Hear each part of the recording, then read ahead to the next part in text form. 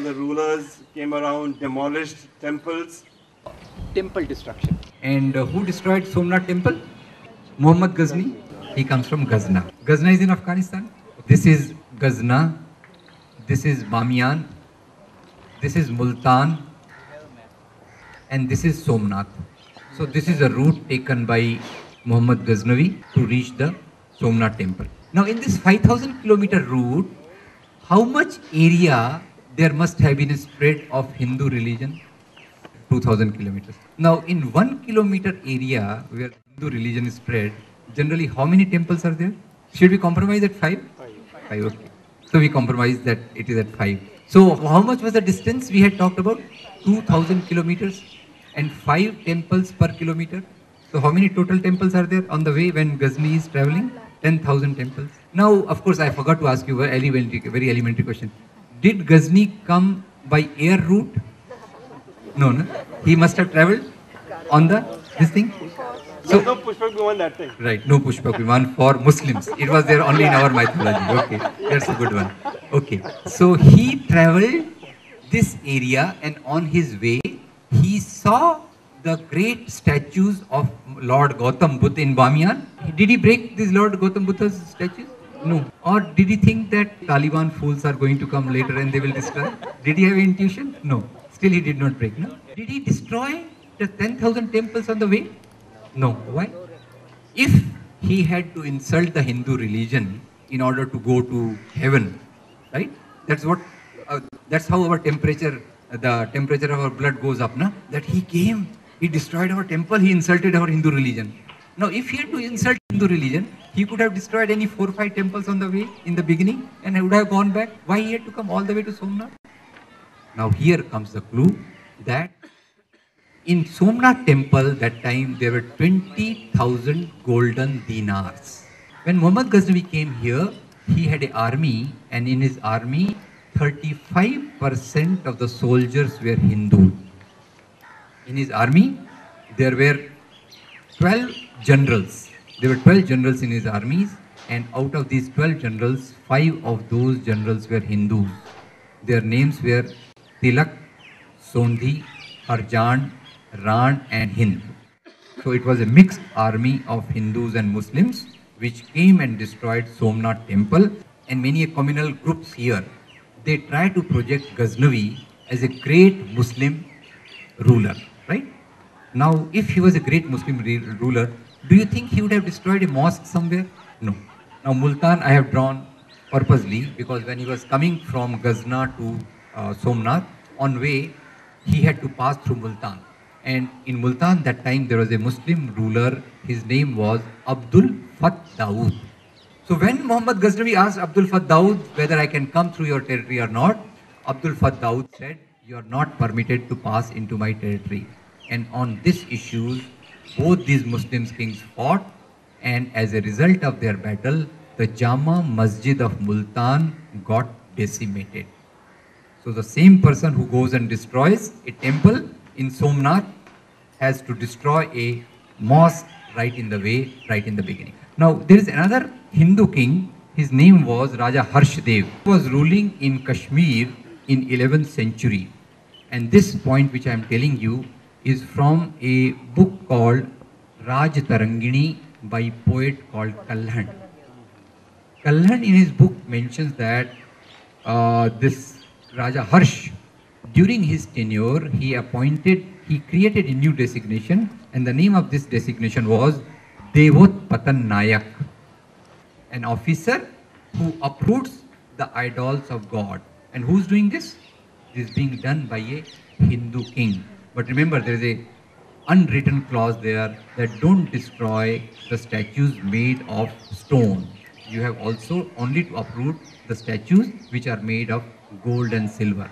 In medieval times, many kings destroyed temples, mosques and churches. And they did this on selective basis. Only those temples, mosques and churches were destroyed which had a huge repository of wealth. Here I must point out that it was not only medieval times. even current times. Last month, I read a news item in our Bombay papers. I don't know whether you read it or not. There is a very famous temple there called Siddhi Vinayak Temple. Siddhi Vinayak Temple has a wealth of around 150 crores, mouth-watering wealth of 150 crores. And there are two groups which are competing with each other as to which group can corner more money out of that. And here also I read other day that Tirupati Balaji Temple, its wealth is so much that every year it earns 200 crores out of mere interest of the money. Who was the most cruel, bad, and the worst king who ruled this part of the world? Aurangzeb? Very correct. Aurangzeb we regard as one of the worst kings who has ruled this part of the country. Look at Aurangzeb as to what type of king was he. I have no sympathies for Aurangzeb, let me be very clear. We'll see his life, whether he ruled for religion or whether something else dictated his life. Now, to begin with, once the Nawab of Golconda, his name was Tana Shah. Tana Shah did not pay tribute to Aurangzeb for 3 consecutive years. And he said that there is a problem in his country, there is no proper crops, so people do not have money to give the tribute. Now Aurangzeb was very clever. He sent his spies to find out as to where is the wealth of Tana Shah. They found out that Tana Shah has hidden his wealth under a mosque in Golconda. Aurangzeb sent his army to destroy the mosque and to take away the wealth to his treasury in Delhi. So those people who think that Aurangzeb was a great Muslim king and an anti-Hindu king just have to think a bit about him. Now second episode about Aurangzeb, this I am quoting from a book, Feathers and Stone by Pattabi Sitaramaiah. Now once Aurangzeb was going from Delhi to Calcutta, and in his entourage there were 44 Hindu kings. Does it ring some bell? Aurangzeb, most cruel, most anti-Hindu king, and there are 44 Hindu kings in his entourage. Okay. Now, here I can ask you that do you know the Navratnas of Akbar's court? Can you tell me some Hindu names from that? Tansen, Birbal, right? So Muslim kings and Hindu officials. I must tell you that Mughal kings did not disturb the social structure of this country. Number one, please remember. Now I can again ask you another KBC type question. The British came here, they plundered the wealth from here. Where did they take it? To England. Simple, right? Now the KBC comes. Where did the Muslim kings take away the wealth of this country? Makkah, Medina, Tehran or Kabul? Nowhere, right? So they did not take away the wealth from this country. They lived here, died here, and all whatever they did was located around here. So can you see the difference between Mughal kings, Mughal rule and the British rule? Can you see the rule? Right? Some people, their temperature boils, their blood boils whenever the Muslim kings are mentioned.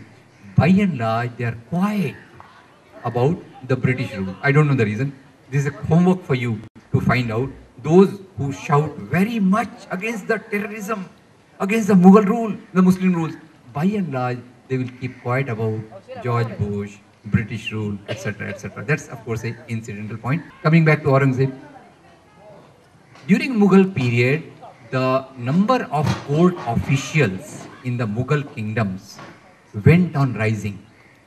Now, Babur, now these days, most of the politics goes on in the name of Babur, na? And if you have to derogate somebody, you can use the word Babur ki aulad. Who invited Babur to come to India? There was a king called Rana Sanga. Rana Sanga that time was having a battle against Ibrahim Lodi.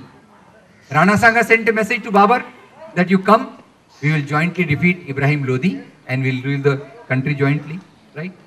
Babur came in partnership, they defeated Ibrahim Lodi. Later on their partnership had a problem. Babur defeated Rana Sanga and he became the emperor, right? But we were talking about 44 Hindu kings in the entourage of Aurangzeb. I must point out that during the reign of Shah Jahan, the number of Hindu court officials was 24%. And we think the Aurangzeb was the most bigoted Muslim king. In his reign, the number of court officials who were Hindus was 33%. Now again, one more question. Who was the chief Senapati, chief general of Akbar? Raja Man Singh, who was one of the major generals of Aurangzeb? Raja Jai Singh, right? So just think about this Hindu-Muslim divide, because generally we will think that, because you can otherwise question my story, that where did the 44 Hindu kings come into the Aurangzeb's entourage, right? Now, for 44, these Hindu kings, they were also accompanied by their main wives. I hope you get the point. All their wives were not with them. So how many wives were there in that entourage? How many queens were there in the entourage? 44, right? Now this karma, this entourage is going via Kashi, Banaras, right? Now, when this entourage was passing the city of Banaras, then the queens, 44 queens, they passed on their request to Aurangzeb through their husbands that we are passing through such a holy place, why don't we stay here for the night so that we can have a holy dip in Ganges and have darshan of Lord Vishwanath. Now, when this request went to Aurangzeb, Aurangzeb gladly accepted it, and the entourage stopped at Banaras. Next day morning, 44 queens woke up early, went for holy bath in the Ganges, and after having the bath, they came to the temple and had the darshan of Lord Vishwanath. While returning, how many queens had gone? 44. 43 queens returned. The Maharani of Kutch did not return. Now this is a very painful story. So Aurangzeb sent his top official to find out as to what has happened, and the top official found out that queen was found in the basement of the Vishwanath temple. When they saw the queen, she did not have clothes on her body, and she was semi-conscious. She was brought into the senses and she was put on the clothes. And when asked as to what has happened to you, she said that the Mahant of this temple has raped me. So this was such a painful thing for most of the people, that Aurangzeb gave death punishment to that Mahant. And then the king said that this place has become defiled. On the top is the Lord Vishwanath idol, and on the bottom such a dirty thing is going on. The place has become unholy. Aurangzeb said, I will give money from my treasury so that you can build another temple. Same, I mean, you said he is the most horrible king. So he gives money from his treasury so that another temple can be built where the idol of Lord Vishwanath can be located. If you go to Kashi Vrindavan area, you will see a temple where the Lord is adorned with gold ornaments whose weight must not be less than a kilogram. And the pujari of the temple has a farman from Aurangzeb. The farman from King Aurangzeb says that I, Alamgir, King Aurangzeb, am donating these ornaments at the service of Lord Krishna. There is a book by Dr. Vishwambarnath Pandey, a very eminent historian of India. The title of the book is The Farmans of King Aurangzeb. And these list different type of donations which Aurangzeb gave to Hindu temples in particular. Once Maratha armies went on to attack Tipu Sultan in Srirangapatna. Right? Maratha armies, Hindu, Tipu Sultan, Muslim. Now these Maratha armies, when they went and attacked Tipu Sultan, they could not defeat Tipu Sultan. They were coming back. On way back, they demolished the temple in Srirangapatnam. Hindu armies destroyed a temple in Srirangapatnam, and by demolishing that temple, they gave a message to Tipu Sultan that, look, we can come to your territory and destroy your wealth. And Tipu Sultan got that temple repaired. No king can rule without winning the loyalty of the subjects, without respecting the feelings of the people. How was history written in the times of kings? There were courtiers who were poets, whom we called Charan, Bhat, Shair, who used to write. Imagine, I am a court poet in a particular king's court, 500 years earlier. My king goes to the neighboring area, there is a war, and in the war, my king is successful in annexing that kingdom into his kingdom, right? And in the war, 400 people die. 400 people are butchered mercilessly. Now, I am the poet.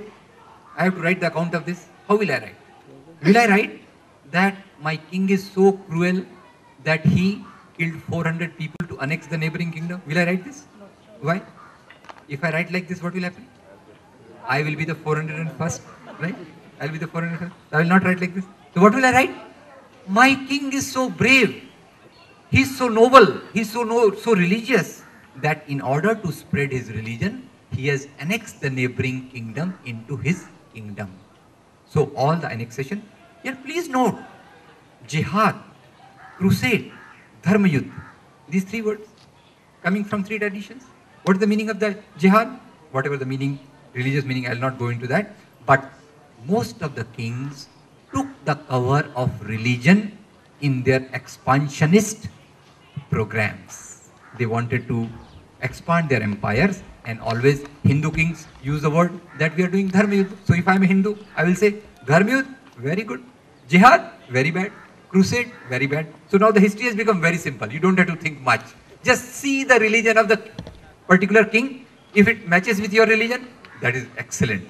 So if the king belonging to your religion goes to Kabul and Kandahar, Bali and Sumatra, it's a brave act.